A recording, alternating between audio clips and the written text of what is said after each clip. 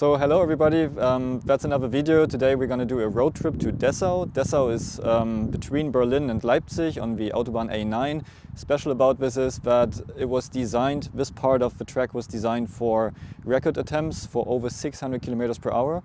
So today we're going to go there and check it out.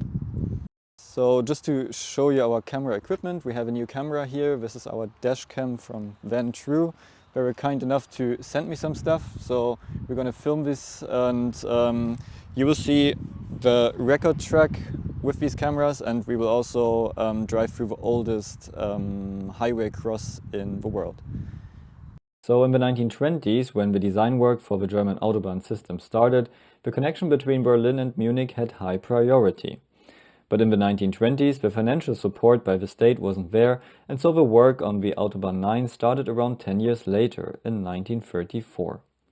The first parts were finished between Gera and Weissenfels. 2 years later, in 1936, they worked their way up north and south, and they built the first two Autobahn interchanges. The Schkeuditzer Kreuz was the first operational interchange between A9 and the short A14, which is the connection between Halle and Leipzig. The interchange at Hermsdorf didn't have another Autobahn to cross with because the A4, which was the east-west connection, was only finished 2 years later. In 1942, the Germans transported submarines on the Autobahn through the interchange at Hermsdorf. If you want to know more about this forgotten story, check out my other video below. And a few words on German Autobahn interchange design. Back in the day, and in most cases until today, it's a shamrock design. The reason is that it's simple and efficient. You only need one bridge, you can quickly go in any direction, and at the same time the tight turns slow down traffic and are banked, something people learned from motorsport. So the part between Schkeuditz and Berlin was finished at the end of 1938, and there was a special part of it. The Autobahn 5 at the Frankfurt airport, with its almost 10-kilometer long straight, was well suited for record attempts. Mercedes and Auto Union could reach speeds of over 430 kilometers per hour here. But the problem was that there were only 2 lanes in each direction, a green stripe in the center, and the bridges needed a center support, which limited the width of the track. Additionally, the A5 was surrounded by forest and had a few open spots where wind could blow like a jet. And this was the cause of Bernd Rosemeyer's fatal crash.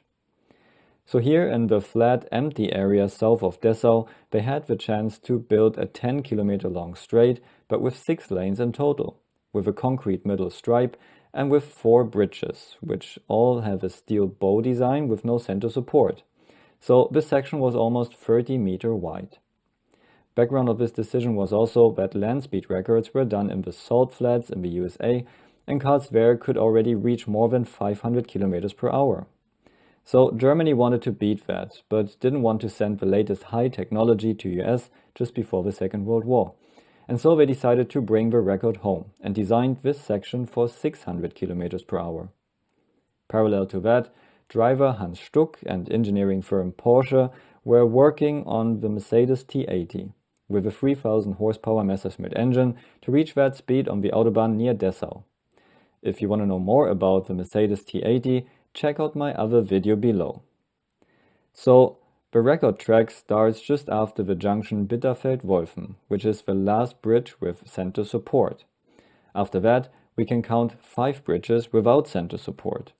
The third one was built later, but they kept the same style. At this part, it's impressive how flat and even it is, and also there's no forest around. On the historical pictures, we can see a village and landlines in the background. There are a couple of landlines in the area because there is a transformer station a bit east of the Autobahn, and this infrastructure is still the same today. So we can figure out that the start in 1938 was in the north, pretty close to bridge number 4, in one direction. In other pictures we can see that it was the finish. They drove in both directions and calculated the average to cancel out wind and elevation changes. Today there is an embankment at the side, but this is what it looks like today. Okay, so we are now on top of the highway, so this is what we could always see on the pictures. This is where the race car started. We can see the forest in the background. We see the village over here. I think this is the house we can always see on the pictures. And if we look around here, it's a very flat landscape, it's super straight, and it's also not hilly, of course, so very straight. But one thing we realized is that the center stripe is gravel today, so you can't really remove the guardrails anymore, so this is not one piece of street as it was before. And now let's drive on this part of the Autobahn. So we can see the landlines in the background. We see some wind turbines on the right today, and we are approaching bridge number 3, which is the new bridge, also in the old style without center support. It's pretty nice and straight, it's pretty flat, there's no forest on the left or on the right, and you can see bridge number 4 is coming up. So this is the bridge where the start used to be. Also in the historical pictures we can see the camera vehicle, the Mercedes race truck, a Hanomag record diesel car, how they measured the wind, and we can see how the tires were spinning at the start. Interesting about these record cars is that there are 2 main categories for record attempts. 1.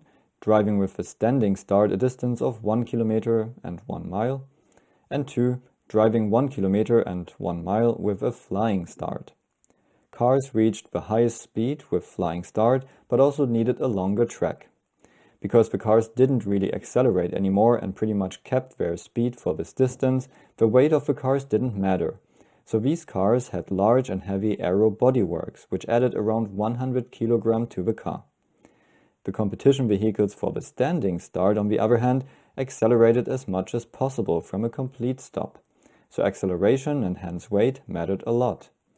So record cars for a standing start were lighter and had smaller aero bodywork, so their drag was a bit higher. Also note how small the cooling inlet for this 3-liter V12 Grand Prix car was. It had around 490 horsepower and 2 superchargers. Caracciola reached an average speed of 177 km per hour for 1 kilometer from a complete stop. So let's take a closer look at this. You start from 0 and within 1000 meters you reach an average speed of 177 km per hour. That means he would have been around 350 km per hour at the end of the 1000 meters. But of course, we don't know his exact acceleration curve, but just to give you an idea of what these machines could do. Another interesting detail about this Mercedes W154 record car are the huge rear wheel arches. If you want to know more about the exact details of this car, check out my other video below.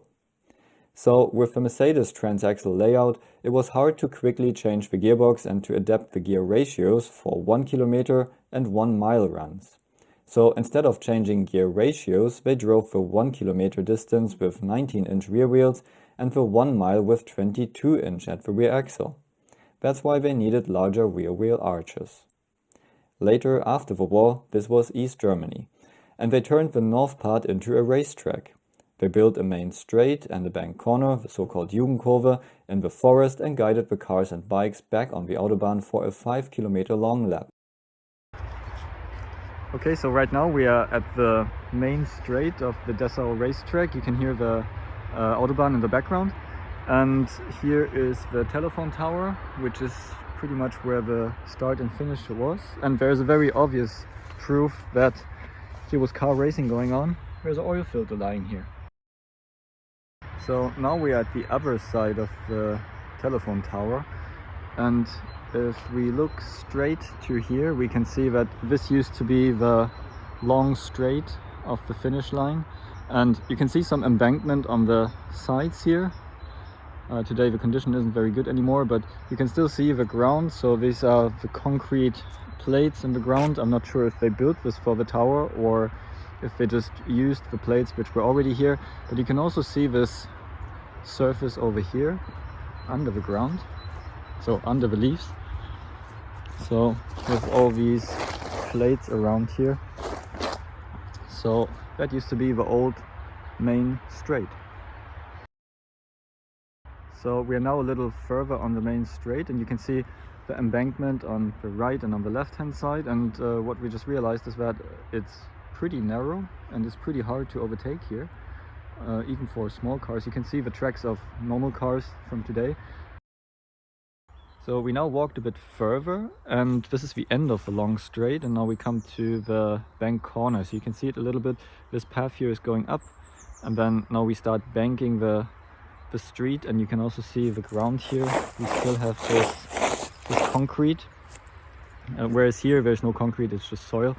So yeah, let's walk into the bank corner now. Okay, so we are now where the bank corner is. You can see how it starts here, goes around here, and then all the way around there, and then to this country road. So you can see the cars driving here, and then it goes back to the highway.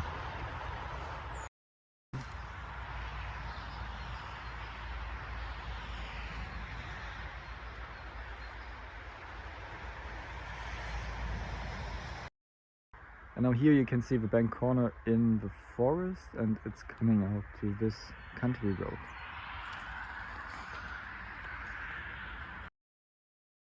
But that isn't everything. Dessau might seem like a pretty quiet town, but there's a lot to see. And by the way, cool here is that you always have a lot of space. Streets are pretty wide and most of the time completely straight, so cars tend to drive faster here than in other parts of Germany. And there was also the famous aircraft manufacturer Junkers, and you can visit the Junkers Museum today. Junkers used to build metal boilers before, and when aircrafts came up, he used his experience with light metal to build the first full metal plane in the world, the Junkers F-13. You can see it and actually fly it in the simulator in the museum. And there's also the famous Junkers U-52. And you can see the famous supercharged A engines, more about them in my other video, and early German jet engines. When Junkers didn't have customers for his reliable planes with huge storage and payload, he created his own demand by founding the predecessor organization to Lufthansa, the Junkers Luftverkehr AG. In addition to this, he founded the Junkers Luftbildzentrale, a company to take aerial pictures and to measure land accurately. But Junkers planes were also used to land on water. To be able to get out of the water quicker, he wanted to use the new upcoming technology of rockets. So he employed rocket scientist Johannes Winkler, who then started one of Europe's first rockets with liquid fuel in Dessau in 1931. In addition to that, there is the famous Bauhaus Architecture in Dessau, and also Junkers built his factory in this modern style. And there's one more thing to see. Let's go back to the submarine transport in 1942. In my detailed video about this transport, I'm talking about the small village Vockerode, right next to Dessau. This would have been the perfect spot to get the submarines out of the river Elbe and transport them to the nearby Autobahn 9, so they could be transported south to Ingolstadt to be put in the Donau, so they could travel to the Black Sea. Now, the problem was that Vockerode was too small and the streets too narrow for this huge transport to get through. So instead, they brought the submarines to Dresden, built a new street and new Autobahn junction there, and transported them on the Autobahn from there. You can learn all about this in my other video. So, all in all, there's a lot to see in Dessau, although it might not seem like it on first glance. I hope you enjoyed this unusual historical road trip video, and if you did, please consider to become a B-Sport Club member for more videos like this. See you at the next one.